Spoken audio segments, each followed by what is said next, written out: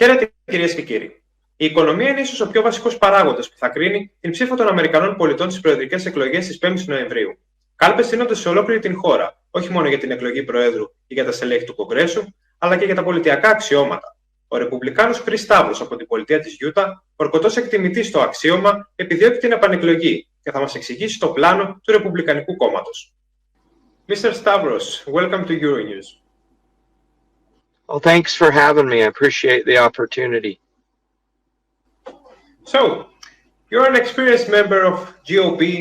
Can you tell us some things about your action the last 3 years?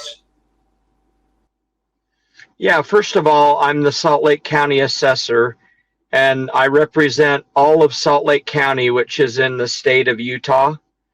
And I'm the assessor, so my statutory responsibility is to value all of the properties, which is over 387,000 properties, value them as of January 1st for property tax purposes.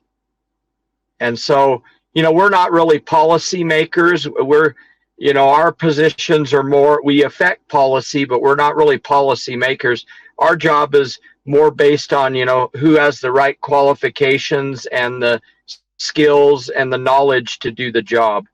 It's still an elected position, but it's not as, you know, deeply involved in policy making. Mr. Stavros, you seek re-election. What's your promise to your voters, if you will? Well, first of all, I'm proud of my record. I was elected in 2020. I was elected in 2020, and in my first term and the first 4 years, I've lowered property tax appeals to the lowest levels in the history of that office, and I've done it for 4 consecutive years. And how we've done that is by having laser focus on getting the value correct in the first place, so homeowners and business owners don't have to appeal because we got their value right, and they don't have to waste time, money, and resources to do that. I'm also very proud that under my leadership, I've taken the assessor's office, Salt Lake County assessor's office, to the cutting edge of valuation technology. For example, we're the only county in Utah, in the state of Utah, and one of the few in the nation that values commercial properties utilizing income regression models. And what that means for taxpayers is more accurate, fair, equitable, and uniform assessments for every category of property at every price level, which helps ensure that people pay the right amount of taxes based on their valuation being correct. So we've done a lot of good things. I fought very hard to protect the taxpayers from unfair tax shifts or legislation that is detrimental to the taxpayers. So I've been a huge taxpayer advocate, and I have a lot of projects that I'm working on now that I want to see to the finish line. And, you know, I'd like to be able to finish the job that I was elected to do. According to the latest polls, Donald Trump can handle the financial agenda better than Kamala Harris.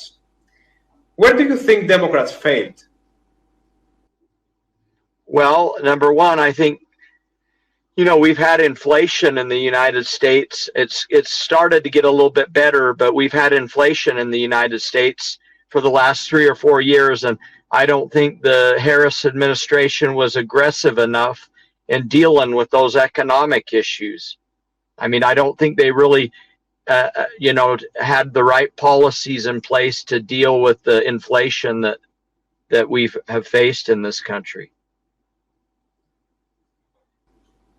Joe Biden said that if Donald Trump wins, he will attend the swearing-in ceremony. Do you believe him? Well, I would hope so. I mean, no matter what your political beliefs are, I mean, the president of the United States is the highest elected office in the country, in the United States. So, you know, you have to respect, regardless of what your political affiliation is or your beliefs, you should support the president because he's the leader of the country, you know.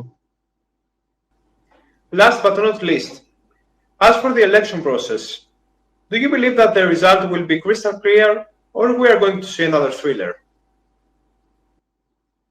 I think it's going to be a close election. I think nationally it's going to come down to a lot of key battleground states and who wins those. And all the polls indicate that this is a very close race in many states like Nevada, Georgia, North Carolina, Wisconsin, Michigan, and Pennsylvania. All those states are battleground states that have, and whoever wins the majority of those battleground states will determine who's the next president of the United States. Mr. Stavros, thank you for your time. Thank you. I appreciate the opportunity, and being a Greek American, I mean, it's an honor to interview with you today, and thanks for your time. Κυρίες και κύριοι, σας ευχαριστούμε που μας παρακολουθήσατε. Μείνετε συντονισμένοι στο Euronews.